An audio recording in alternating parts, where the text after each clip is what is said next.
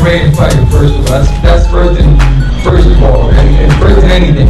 He's overrated. There's a lot of fighters out there overrated. We coming out to, execute every single one of them. That's first of all. Alright? Second of all, Peterson whooped him like an octopus, hit him from all kind of angles, then he blamed it on the judges. Come on now. When Danny started hitting with these hands, what you gonna blame it on? The gloves will have rocks in it? You gonna blame it on the rocks if the gloves don't have any? Come on, man, listen. What you gonna do? 1, 2, roll out all night? 1, 2, roll out? That's what you wanna do? Come on, man. When I beat your son, my son gonna be overrated. No, you overrated. No, see what happens. See, man.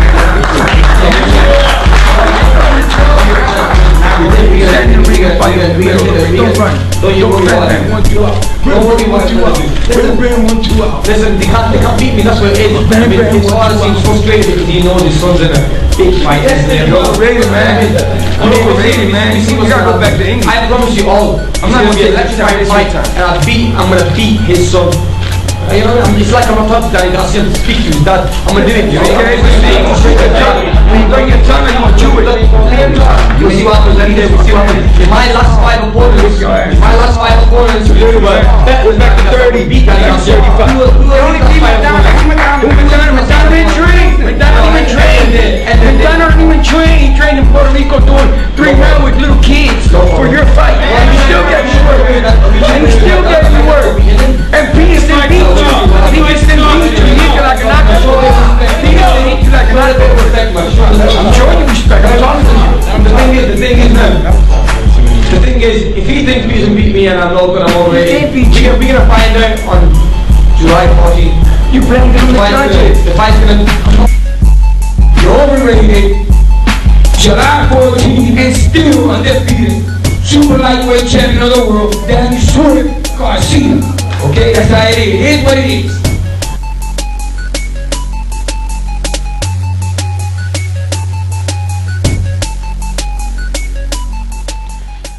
Let me start out by saying I like both fighters.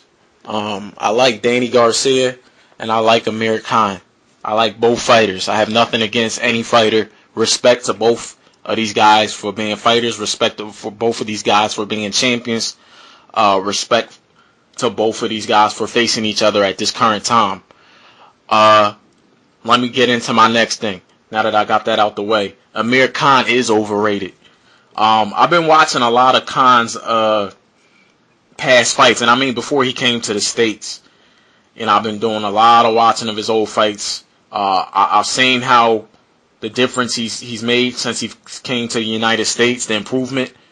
Because to be honest, I never really watched a lot of his past fights like that before. I had just watched mostly his more current fights, like meaning his second half of his career so far.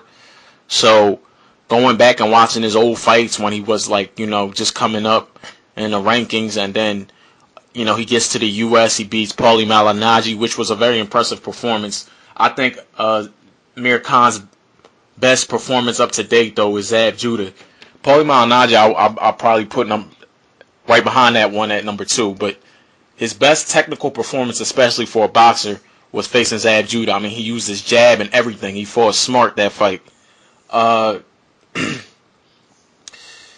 Maidana fight was entertaining. He showed heart. But that we all know that was a razor close thin fight that could have easily went to Maidana, But Amir Khan, he was able to pull it out. Props to him for that. He showed a lot of heart, and I think he showed he had a decent chin, even though a lot of people, especially haters, will debate about that. But Amir Khan overrated because I'm gonna tell you this: he an energy fighter. He a fighter that it takes a lot of energy, a lot of stamina, a lot of athleticism, and that's what he do. He an energy fighter. Do he have power? It's hard to say how much power he got because he don't seem to sit on his punches like that. He's built off of speed. Get in there and get out there. Get in there and get out there. That's what he do. Speed, and speed kills. That's a fact. Speed does kill, and Amir Khan's got a lot of that. He's got speed. He can, one thing he can do is he can turn angles with you. You can't just use lateral movement and give him trouble. He will turn with you quickly. He's quick on his feet too. Amir Khan, he'll turn with you. That's one thing I notice about him too. You try to turn him, he turns right with you. You know, he keeps his hands up high for the most part, which is a good defense. But when you get in close and you crowd his space, you can punch right through that guard. That's all he's got, is put his hands up by his face and try to block. You know, he doesn't have like a lot of movement. Like, you know, he doesn't have a lot of upper body movement to really avoid and duck shots. He doesn't do all that. He just stands straight up and puts his guard up, and you can punch right through that guard, you know, easily. Lamont Peterson's a perfect example. Lamont may have been on testosterone, and that might have obviously gave him an edge and stamina and kept his energy level up for all the fight. Some he might not have had if he didn't take it, or probably wouldn't have had, if he didn't take it. But one thing testosterone didn't do, it didn't teach him how to fight to the inside. It didn't teach him how to throw combinations, you know. That was all Lamont Peterson right there in his training and his skill level. And he clearly exposed Khan. Khan can't fight to the inside. Simple as that. Khan's not comfortable on the inside. He's just going to cover up, and you can punch right through that guard. I think Danny Garcia has more power than Lamont Peterson, and I think Danny Garcia has more power than Amir Khan. Now, Danny Garcia, his biggest downfall is this. And get into the comments of his pop saying Khan's overrated. It's the truth. Khan is overrated. Overrated is when they built you up so much to think that, oh, this fighter can't beat him, this fighter can't beat him, that fighter can't beat him, just because that fighter don't have a big name. Danny Garcia don't have no big name, but let me tell you, he has everything, all the tools equipped to beat Amir Khan. A lot of fighters are overrated. Come to find out, I used to really think Manny Pacquiao could do this and do that to even throwback fighters. I'm not gonna lie, but he faces Shane Mosley. We see that he has a problem with movement. It exposes some other things. Now, Manny Pacquiao still one hell of a fighter, but it just goes to show you he was overrated. Hey, a lot of fighters are. It's the truth, like his pop said. And I'm not co-signing with none of the racist comments. I'm just talking about the aspect of Khan being overrated. I ain't co-signing with him about the racist comments. And he was just talking shit, you know. We come from the hood. We know what that is. Those of us that do. He's just talking shit. He's not really literally racist, but the comments are racist. But I ain't going to get into all that, you know. He's just trying to get in Khan's head, but I can understand why people saying it's racist. It is racist, but he's not literally a racist guy. He's just trying to get in his head. He's just talking shit. But I'm not co-signing with the racist comments. I want to clarify that again. I'm just stating that Amir Khan is overrated. I agree with him in that, because if he's facing somebody that don't have a big name, that you automatically make that guy the underdog, and you will overlook what he can do, and you'll say Amir Khan can win. Amir Khan can win because he's a beast. He throws a million punches and he's got a lot of speed, which is true. And I like Amir Khan a lot, but Amir Khan don't have as much technical skill as Danny Garcia does. Like I said, Zab Judah was his best fight where he actually used his jab. That style of fighting, throwing a lot of punches, you know, even if you're using your jab the way Amir Khan does and not knowing how to fight to the inside like that and not really being that elusive up top, that you're not going to beat every fighter like that. You know, if Amir Khan's thinking he was the next Mayweather or something, you know, after the Prescott loss, and ever since that, if he's thinking he's the next Mayweather or something, he can't be beat. He damn wrong. He's got shit to work on. He's overrated, because a lot of people look at him like that, you know, especially the ones that say, oh, I want to see Amir Khan face Mayweather and thinking that he could beat Mayweather. Amir Khan is overrated. That's a fact. Now, getting to Danny Garcia, Garcia has everything because this kid can think. He has so much thinking ability. Like I said, Garcia got the power edge. The only edge Amir Khan has over Garcia is that he's faster. That's the truth. Garcia's problem too is his upper body movement is like he's more like stiff Danny Garcia instead of swift Danny Garcia. I mean, it's the truth. Like he don't move his upper body like that. You know, and I've sparred Danny before, you know. I know Danny hits hard. And he's a good fighter. He's got a good jab. He likes to fight from range usually. He can fight to the inside. Because he don't do it in fights. Don't think that Danny can't fight to the inside. He can fight to the inside, but I don't think he will go along with the Lamont Peterson game plan, to tell you the truth. I think he will try to keep this fight from range and try to outbox Khan and land power shots. I want to see what happens when he taps Khan's chin a little bit, because Danny's got power. He can break your face up, and Khan, even though he don't sit on his punches, he got so much speed and accuracy that he can also open up some cuts. The way I can see Khan winning is if this fight he opens up Danny and this fight gets stopped by cuts. That's how I see Khan winning. Other than that, Khan will not outbox Danny. The first four rounds, Danny might have to get used to the speed. After that, it's all Garcia. After that, it's all Garcia. Danny will adjust, just like he did with Morales. He will adjust. Like I said, this is a fighter that's got a lot of thinking ability. And I'm not being biased because he's from Philly or because I sparred him or know him or whatever. I'm not being biased towards Danny whatsoever. I'm just saying I'm just comparing the two fighters and giving my analysis. That's what I think.